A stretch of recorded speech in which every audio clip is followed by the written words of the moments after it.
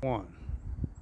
Hey guys, in today's video I want to show you how you can build a concrete wall, set up the foundation. So in this right here, this is our outside points of where the wall is going to be. We already laid it out, and if you look real close, I marked off a couple different key points. This point right here I have is 10 inches, which is the thickness of the wall, and this is 14 inches. And I have 10 inches this way, 14 this way. And coming off this corner, I marked 10 inches because this corner right here, it's 4 inches by 4 inches. So when you put the ties in, it comes out to 14. So that's what your distance is off of this side, but the wall remains 10 inches. So in this, I want to show you how you can set it up by yourself.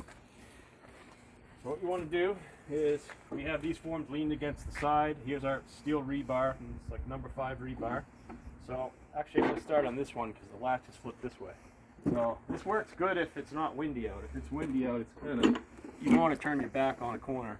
And it's the same idea for a 4-foot wall or an 8-foot wall. It's just a little more dangerous with an 8-foot wall if you turn your back on it, if it were to fall. So what I do is I kind of just bring it close to this, and I latch this bottom one by hand.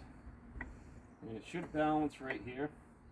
You just got to be very aware that this thing could fall on you, so don't turn your back on it too long, especially if it's windy. And you get it started like this, get your next one ready, and I'll latch this one. Once you get it latched like that, now you can feed your ties in through. And this latch, you want to go this side first. And I'll show you why, because if you go this way, and you go to flip it, sometimes that one can be in your way. I mean, you can still do it, it still works, but it's just easier if you kind of remember to start on the other side. So you can go this way.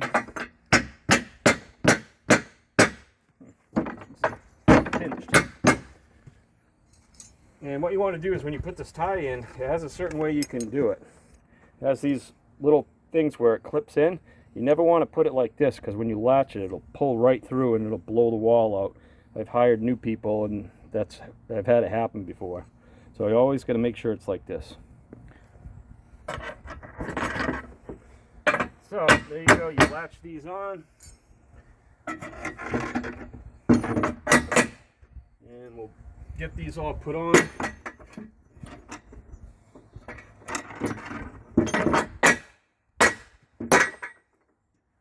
Once we get the ties in, I'll show you the next step. The next step is basically you're going to put the form on the other side of this wall. You want to kind of keep everything square. And we'll go out. I think I'm going to leave this top tie off because our grade height, I don't know where it is right now. I think I'm going to leave that out. So now I'll come to this side. I'll throw I got to move my rebar. The way that this is set up, I got the rebar here. I need to make sure it's above the tie. So I'm going to set it right here for now. And I'm going to take one of these forms. I'm going to have to spin it around. But I'm going to spin this form around. And I'll latch it. You might want to go to the other side for the camera view to see what's really happening. So on this side, I'm putting the ties in, and there's my 14-inch mark. So that's kind of where this form needs to be. I'll throw a few ties on the front. Typically move a little faster, but it's just as I'm explaining it, and I'm not in a big rush today anyway, so concrete's not coming right now. So I think I might have to move this one a little bit. This is a 5/8 bar. It's kind of hard to kick it when it's that short. Okay. Now we're going to throw the form on this side. One of these pieces of rebar is going to get moved. This is for the top. It's got to get out of the way. And here's our form for this side. Put the ties in right at the end.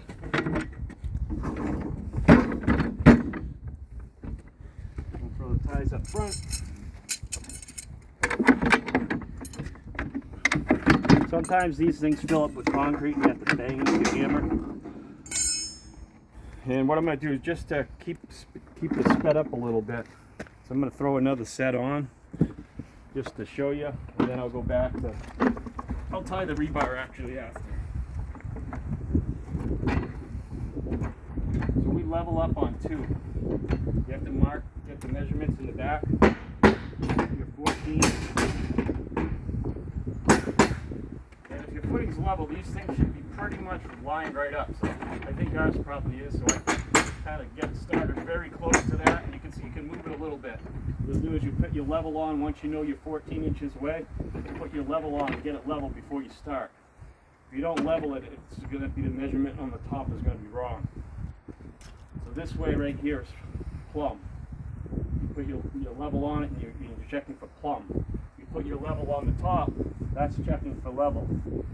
These should be level, but they're cut a little crooked or something because we cut these down, so we're actually checking for plum.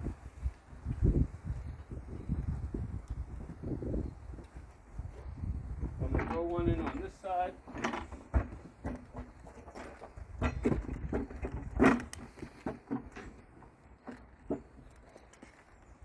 Just hold it with one hand, use your hammer. I'm righty, but I still can use my hand on my left. If you have to, you do a little kick to get everything to line up. And get this one started here. We've got 2 on this side. I'm going to jump to the other 2 on this side.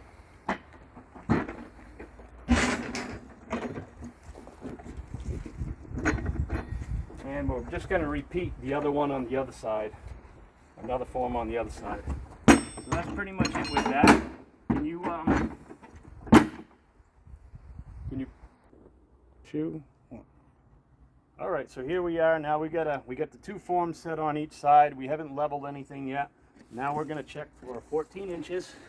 And right now I got 13.5 to the nail. So I got to send this a 1/2 inch. So I use my boot. You don't want to wear sneakers doing this job because it's not the right tool for this job. You should always have boots. So don't come to work wearing sneakers. So 14 inches here. This needs to be 10. It'd be good if you had steel toe. I don't. I never have. But it's hard to kick the forms with sneakers too. So here we go. 14 inches here. Give that a little kick. Make sure you're at 14 on all of them. If you kick it too far, you got to go to the form and kick it back. So this one's good. This one's 14 inches. This one's 14. This is 9.5. You're going to send it a 1/2 inch that way. Hopefully that's pretty good. 1/4 inch more. Let's see. 10. We'll tap more. And if I had to measure it off of here, it should still read 14. Still does. So if you're watching in the comments section and going, oh, how come you don't measure there? It does the same thing. Just the spacing. So that's 10 inches. Now we're going to check for level now, or plumb, I should say. We're going to plumb this wall. So going over to here. Put your form on. You're looking to find this right in the middle of the bubble. So looking at this, you got to make sure these are clean too. If you have concrete or something all on there, it's going to throw it off. So this one looks like I got to go back. You can see the forms aren't latched up. This is level now on the forms. I'll probably just tack a couple of them in. And we'll check this side while we're here, might as well. This one's saying the same thing. We'll go back a little bit. Go back on each one. And it's not critical on this one. You got to get it pretty close. You check it one more time. So this one's saying I got to come this way. So this one's a little bit different. You can see it saying it should come a little bit this way. We'll give it a little pull. Latch these down. Check it. It's actually level right there. Needs a little bit more. You can put a nail in it, but it's hard to. This one's actually right on. If you see, it should fall in the middle of the level. So that one is plumb. So I'll latch this one, and then on the next set we check it again. Usually by this third set is by this third time. We're just going to put this one on. So I'm not going to show you every single step, but it's the same idea as the other side. So you're going to take this form. We're going to put this on. We're going to latch it up. So this is your 6 feet point. So there's 3 forms.